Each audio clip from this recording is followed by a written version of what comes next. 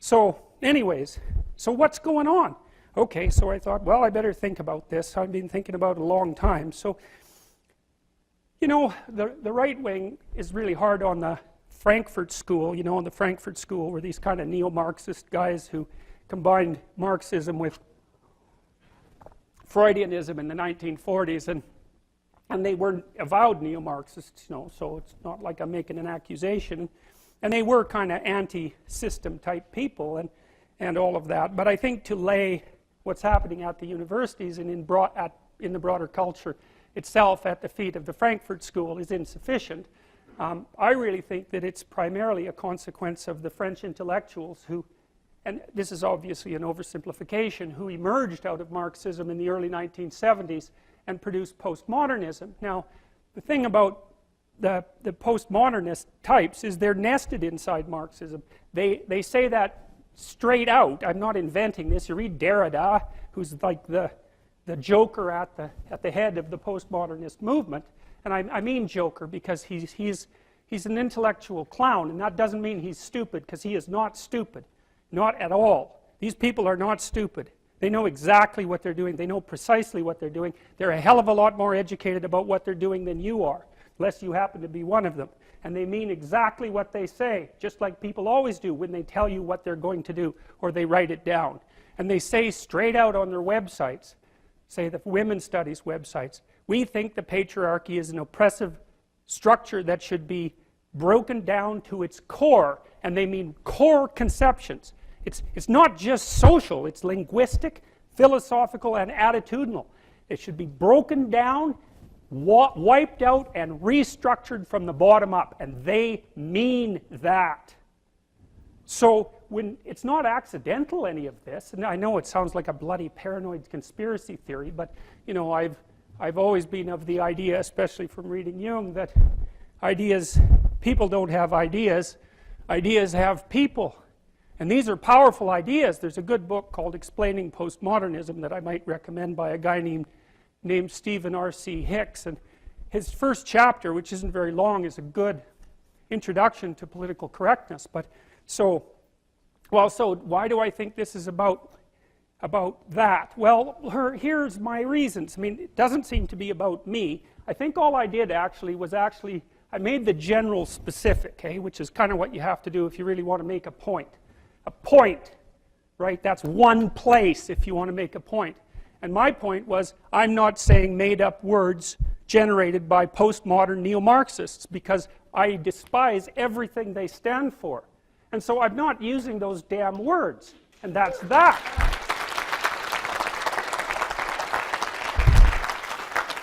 And it's not like I have something against transgender people. I'm sure some of them are lovely people and some of them aren't.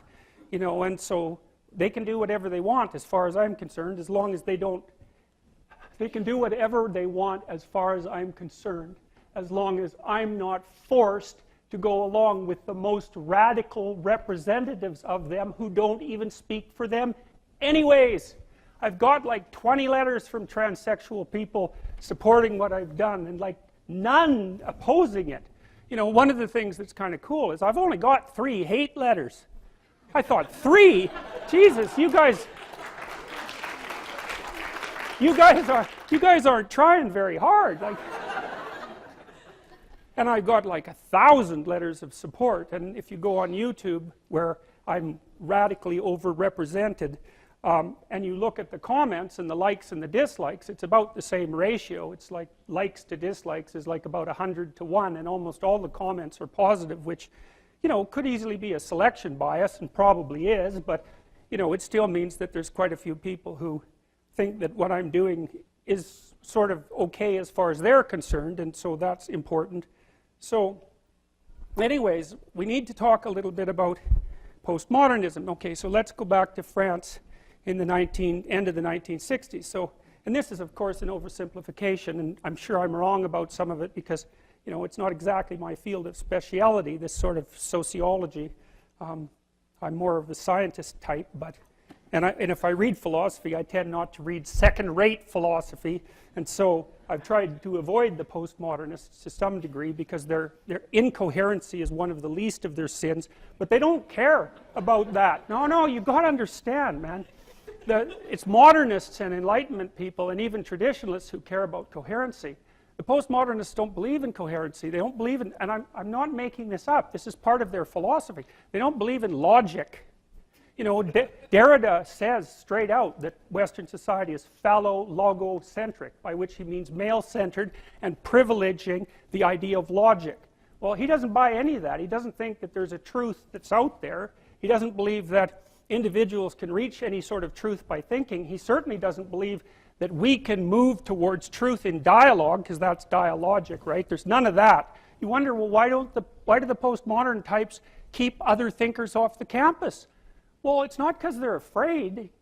Well, although some of them are, but they use their fragility as a mask for their, you know, their underlying philosophical and political interests. They do that fragmentarily. It's not like every social justice warrior is a, you know, sword-carrying postmodernist, but the ideas are fragmented and distributed among them like they're distributed among a mob.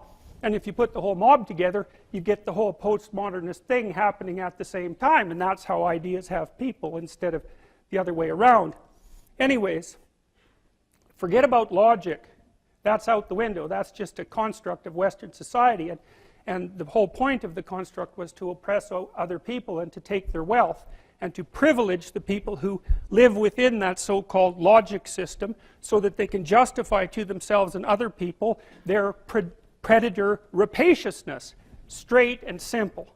And that's partly because postmodernism was influenced by Marxism, and of course that's what the Marxists think about any situation where there's a, let's call it a power status differential. The people at the top are only there because they've stole everything from the people at the bottom.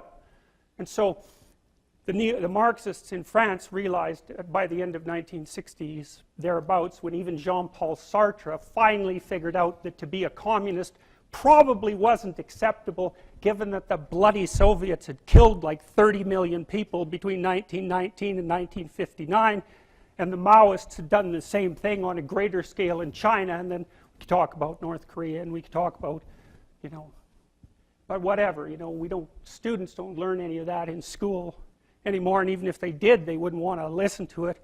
When I tell my students in my second year psychology class about the Gulag Archipelago, hardly any of them know. Well, why is that? Well, it's because they haven't been taught it. Why is that? Well, see if you can figure it out. All right, so anyways, back to the postmodern types. So, you know, it got to the point where there was just no way you could be a Marxist, especially after Solzhenitsyn, because Solzhenitsyn wrote this great book, which is actually out of print, for crying out loud, which I've actually been able to popularize like mad over the last 3 months, which is, you know, really mind-boggling. And what Solzhenitsyn did in his genius manner, because he's up there with Dostoevsky and Tolstoy, like, man, that guy, he's a towering intellect and a person of spectacular moral force, you know, like, he put himself on the line for that book. He memorized it when he was in the prison camps. It's 3 volumes that thick, you know. It's like 2,000 pages of someone screaming, the smartest person you've ever met, the wisest person you've ever met, screaming in outrage for 2,000 pages. It's no bloody wonder it's out of print. Anyways, what Solzhenitsyn did was take on this claim you often hear the radical leftists make about communism, about Marxism. They say, well, that wasn't real Marxism. It's like, okay, well, how many countries do you need to disprove your thesis? How many millions of people have to die before you might admit that you're wrong? Well, obviously more than 100 million, because that's the approximate total. That's probably an underestimate, but we'll be conservative, because adding another 10 million doesn't really make that much difference. So Solzhenitsyn took that argument apart, partly in his book Lenin in Zurich, and then partly in the Gulag Archipelago. But groundwork had already been laid for all that by Nietzsche, who knew exactly what was coming in the 20th century, and by Dostoevsky, who wrote a book called The Possessed back in like 1880, where he outlined in painful detail the precise mindset that would produce the Russian Revolution like 30 years later.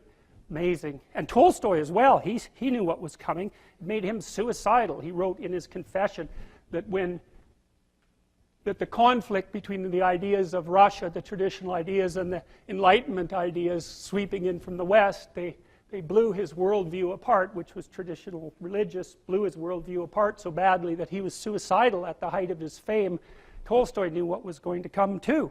And so it's not like Solzhenitsyn was the only person who could see this. Orwell knew it.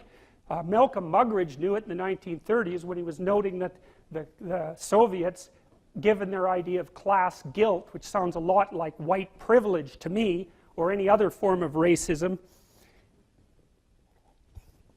they used that doctrine to just round up all the kulaks. They were the productive farmers and shipped them off to Siberia, and then 6 million Ukrainians starved to death, but you know, they had too many Ukrainians anyway, so it didn't really matter. So anyways, back to the postmodern types. Well, you know, this all was revealed in such painful detail that even the kind of closed-minded ideologue that Norman referred to just couldn't quite muster up the moral courage to keep beating the same damn drum.